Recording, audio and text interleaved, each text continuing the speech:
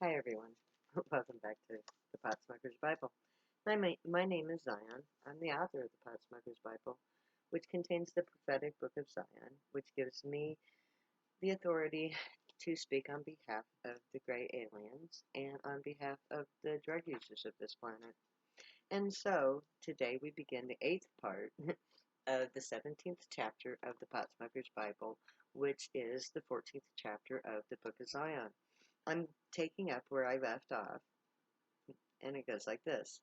Addiction is the result of chosen abuse of a substance, usually caused by true mental anguish, caused by society. It is not a cause of illness. It is an over self-medication of an inner conflict resulting from trauma. The true sickness is the unresolved pain.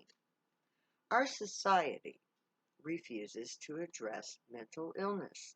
Emotional problems are hidden because the cause of those problems stem from immoral, selfish acts of a seemingly good people of society. Our pain is unresolved because those responsible refuse to admit their crimes. In Zion, one of our projects will be what I call scream therapy. We will train people to aid the mentally ill in their release. They will release all of their pain. This will be done to cleanse the soul of the person. Only by safely releasing the emotions repressed can the mentally ill heal their trauma. Scream therapy is the result of my healing process. The gray helped me to relive and release the bound energy in my mind and body. I relived each painful moment and healed each trauma by expressing the emotions that I had repressed. I cried. I screamed. I talked out each thought and emotion felt. And in that moment, I was traumatized. And one by one, I regained the emotional energy bound in the memory of the trauma. Now I don't feel any need to scream, cry, or talk about that pain. Obviously, I like to scream and cry about other things like the war on drugs.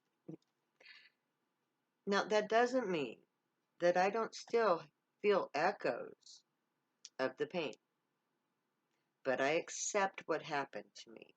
I understand its ramifications to my life. I can remember with only slight emotional response, as opposed to the truly debilitating state that I was once in. Scream therapy isn't a cure for emotional illness. It's a useful tool in learning to accept what society has done to us. The only true cure for emotional illness is to remove from society the means by which mental illness occurs. It is a moral issue.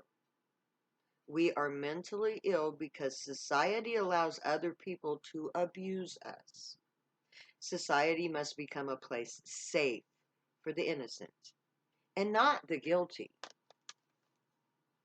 Mental illness is caused by immoral abuse of the innocent and the subsequent repression of the emotional trauma associated with it. Only when society safeguards the innocent will mental health improve. It is the underlying immorality of society that teaches my people to sin. We are mentally ill from immorality. We are immoral because society breeds immoral behavior. It glorifies it. Media in all forms promote bad behavior on the basis of it sells. My people sin and suffer because of the ills and sins of society. God, with the little g, stands up to plead the cause of his people. They will be the judges. They will gather the elders of society and judge them, first according to their deeds. And of course, they are not so innocent. They are guilty of the following: neglecting the poor, stealing from the poor, acts of physical violence against my people, i.e., the poor, grinding the faces, which I think means that there is no true relief for the poor, no help, and no cause, and more cause of poverty, making their lives impossible to bear. Zephaniah 3:18 to 20, Zion 14:52 to 54. I will gather them that are sorrowful for a solemn assembly, who are of they to whom the reproach of it was a burden. Behold, at that time I will undo all that afflict thee, and I will save her that halteth, and gather her that was driven out, and I will get them praise and fame in every land where they have been put to shame. And at that time I will bring you again, even at that time I will gather you. For I will make you a name and a praise among all peoples of the earth, when I turn back your captivity before your eyes, saith the Lord. Zephaniah is perhaps my favorite Bible passage. This is perhaps my favorite Bible passage. It is at the heart of everything I do, and it is the true reason I did not commit suicide. Zephaniah promises that God will gather those who endure the worst and award them with glory. I will gather them that are sorrowful for a solemn assembly. The gray will gather together my people who suffer, both the priesthood, which use marijuana and drugs, and those who suffer poverty and iniquity. For these are my people, all who are sorrowful. You who suffer are the reason I have endured since 1979. To gather you to a solemn assembly, to witness first contact with our ancient creator gods. No one else on this planet deserves more the right to see aliens descend from the heavens to meet you.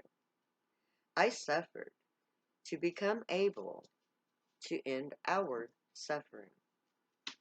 This assembly will be the campout planned in Isaiah 54. Everyone who decides to join in our bid for freedom will gather together in some location yet to be determined. They will witness first contact as the people of Zion stand up to contest the war on drugs foretold. The gray, our gods, will be our God in truth. They will come to justify us and to end our suffering. Their ships will descend to protect their children from their enemies. They will be irrefutable proof of the righteousness of our cause. The descent of the gray to the descent is the descent of God. They will judge the world. Their descent to earth is judgment day, and they have already judged us innocent. When the gray oversee judgment between the people of Zion and the governments of earth, all of our suffering will end. The truth of our heritage and purpose will not only exonerate us permanently, but it will elevate us to the uh, to the stars of the Most High God. We'll be the most sought after commodity on the planet because we have access to alien everything. The people of Zion will be instructed in their duties as emissaries and priests representing the galactic interests and all dealings off-world. we will learn our untapped potential and become professionals at diplomacy and the use of higher brain function. Once we are trained to do our intended work, we will advance humanity into a galactic membership. That is the true glory of Zion. The planet Earth, known as Zion in galactic circles, is already being admitted into the galactic social network. The arrival of the gray on Earth to Zion signals our entry into the greater galaxy. Zion's greatest achievement is to become acceptable to all 12 species, allowing entry. When the gray and the representatives of the remaining 11 species land on Earth, every lie and false claim of society about the people of Zion will be proven false. Our shame will be reversed into glory. The fact that aliens chose drug users over every other human ethnic group proves our value to society. How can anyone say that we are evil when God says that we are good? And most telling of all, in this male dominated society, a woman was found worthy of God. When Sodom and Gomorrah were destroyed, it was because others than Lot. There were no men righteous enough to warrant saving. But a woman has now been found worthy of all of the gods.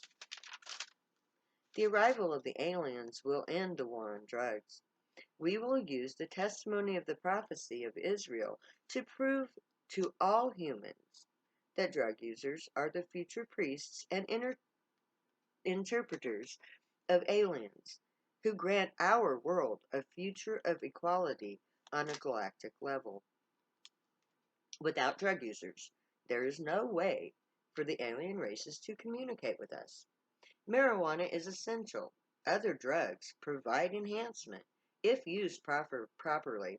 My people are, for lack of a better analogy, diamonds in the rough. Marijuana makes us telepathic. Telepathy makes us gray. We are the living link between God and humanity.